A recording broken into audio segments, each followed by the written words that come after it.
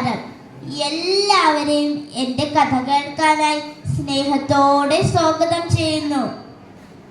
വിശപ്പ് സഹിച്ചവരെ പച്ചവെള്ളത്തിൻ്റെ മധുരമറിയാൻ കഴിയുകയുള്ളൂ എന്നൊരു ചൊല്ലുണ്ട്. നാം ഇന്ന് എന്തു സമൃദ്ധിയിലാണ് ജീവിക്കുന്നത്. നമുക്കിഷ്ടമുള്ള വസ്ത്രവും ഭക്ഷണവും ആവശ്യാനുസരണം നമുക്ക് ലഭിക്കുന്നു. എന്നാൽ ഇതൊന്നും ലഭിക്കാത്ത കുറേ കുഞ്ഞുങ്ങൾ നമ്മുടെ ചുറ്റും ജീവിക്കുന്നു. അങ്ങനെയുള്ള ഒരു ബാലന്റെ കഥയാണ് ഞാൻ ഇന്നിവിടെ പറയാൻ പോകുന്നത്. എൻ്റെ കഥയുടെ പേരെന്താണെന്നോ? ആഗ്രഹം. ഒരിടത്തൊരിടത്ത് ഒരു കൊച്ചു ഗ്രാമത്തിൽ ഓലമേഞ്ഞ ഒരു കൊച്ചു കുടിലിൽ ഒരു ബാലൻ ജീവിച്ചിരുന്നു. അവൻ്റെ പേരാണ് കുട്ടൻ. സ്കൂൾ ജീവിതം എന്താണെന്ന് പോലും അവൻ അറിഞ്ഞിരുന്നില്ല. കഷ്ടപ്പാടും ദാരിദ്ര്യവുമായിരുന്നു അവന് കൂട്ട്.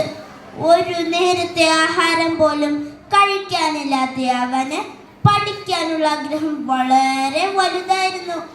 അവൻ്റെ വിഷമം കണ്ട് തൻ്റെ അമ്മ അവനെ ഒരു സർക്കാർ സ്കൂളിൽ ചേർത്തു. സ്കൂളിൽ ചെന്നപ്പോൾ എല്ലാവർക്കും പുതിയ ബാഗുകൾ, ചെരുപ്പുകൾ. ഇത് കണ്ട് കുഞ്ഞിൻ്റെ മുഖത്തേക്ക് അമ്മയ്ക്ക് നോക്കാനേ കഴിഞ്ഞില്ല. അന്ന് അവിടെ വെച്ച് കുട്ടന് ബാബു എന്നൊരു സുഹൃത്തിനെ ലഭിച്ചു. അവൻ വളരെ ധനികനായിരുന്നു. ഒരു ദിവസം കുട്ടൻ ബാബുവിനോട് ചോദിച്ചു, നിന്റെ വീട് ഓലയാണോ ഓടാണോ? ബാബു പറഞ്ഞു, മാളികപ്പുറമുള്ള വീട്. കുട്ടൻ അതിശയത്തോട് ചോദിച്ചു, മാളികപ്പുറമുള്ള വീടോ? അതെന്താ? ബാബു പറഞ്ഞു, നീ അങ്ങനെയുള്ള വീടൊന്നും കണ്ടിട്ടില്ലേ? ഒരു ദിവസം ഞാൻ നിന്നെ എൻ്റെ വീട്ടിലേക്ക് കൊണ്ടുപോകാം. അങ്ങനെ ഒരു ദിവസം ബാബു കുട്ടനെയും കൂട്ടി തൻ്റെ വീട്ടിലേക്ക് യാത്രയായി. വീട് കണ്ടതും കുട്ടൻ ഞെട്ടിപ്പോയി. അയ്യോ, ഇതെന്താ കൊട്ടാരം പോലെ ഉണ്ടല്ലോ.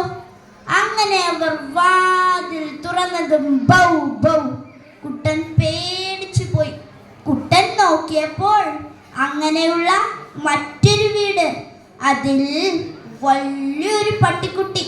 പട്ടിക്കുട്ടിയുടെ മുമ്പിൽ എന്താണെന്നോ? വലിയൊരു പാത്രം. പാത്രം നിറയെ ഭക്ഷണം. ഇത് കണ്ട് കുട്ടൻ്റെ വായിൽ വെള്ളം ഊറി. ഒരിക്കൽ സ്കൂൾ ടീച്ചർ എല്ലാവരോടുമായി ഒരു ചോദ്യം ചോദിച്ചു, നിങ്ങൾക്ക് ഭാവിയിൽ ആരാകണം?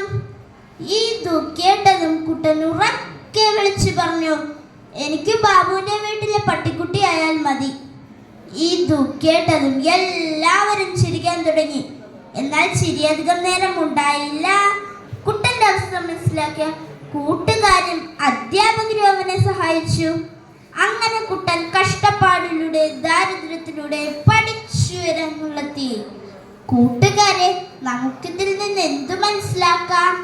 ആഗ്രഹമുണ്ടെങ്കിൽ മാത്രമേ ഉയരങ്ങളിലെത്താൻ സാധിക്കൂ.